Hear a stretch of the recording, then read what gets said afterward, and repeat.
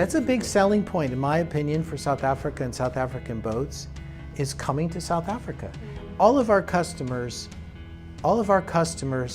that come here, when they get to St. Francis, they just can't believe it. First of all, it's very affordable, it's a great deal.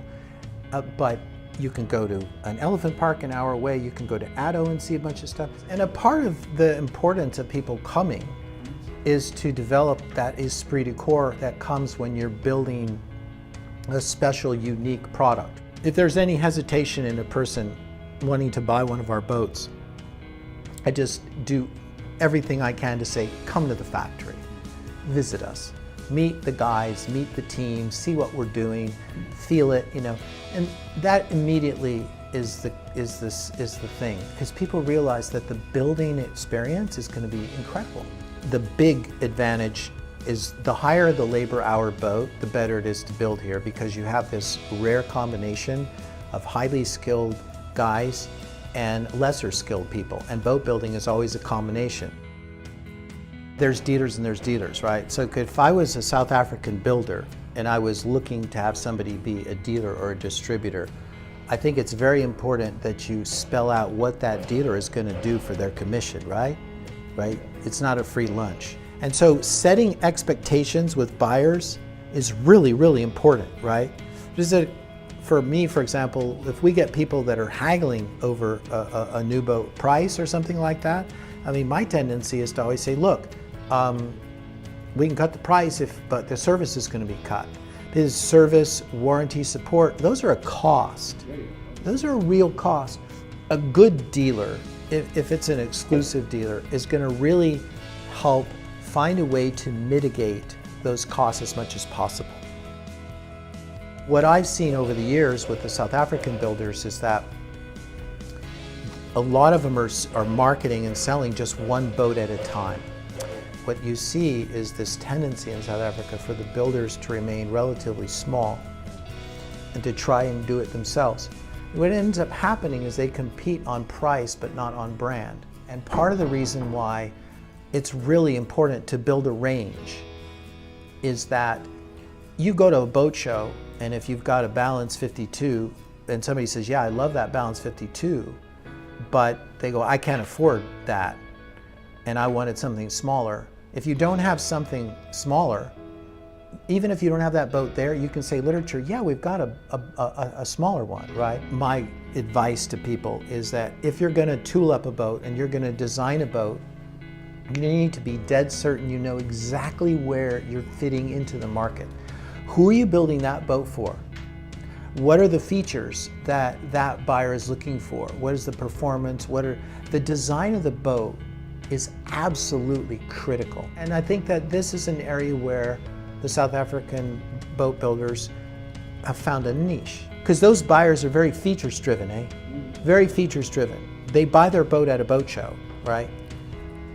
The kind of people that end up buying a Neisner, a St. Francis, a Balance, these more sophisticated, more robust kind of cruising boats, generally they're on their second catamaran or their third catamaran. They started with the charter type boat and they found out that they love sailing and they like to maybe either sail a little bit faster or they need something that's more robust, right? Something that's a little bit more offshore. In America, you don't buy things footstoots. So, and the reason for that is businesses are all in deep, deep competition. And as far as the businesses are concerned, the customer is always right. That is just a part of the American mentality.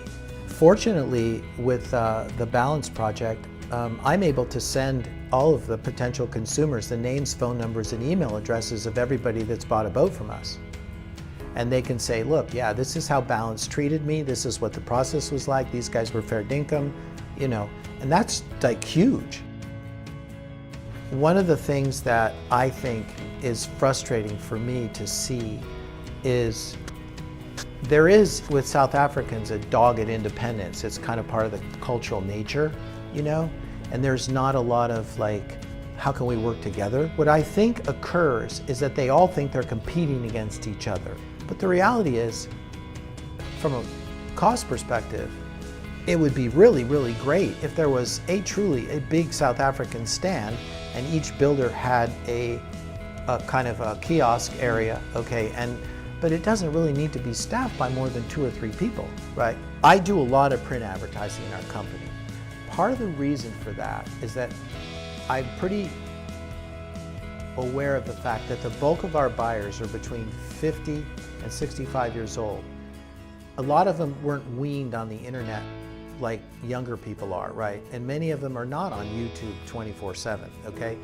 And many of them still enjoy the tactile experience of reading something and having it on a coffee table. It's a more durable thing, right? Imagine if all the South African builders had a collective, South African catamaran, catamarans or whatever, and they all had, there was spread ads for all of them. And there was a person in the United States or an agent in the United States that could be called, right, a number in the US. And then that person had the literature and could send out literature and then can feed those leads to the builders to take over, right? That's another, I think, we had discussed in my company whether or not one of our brokers or a couple of our brokers could do that function for the South African builders.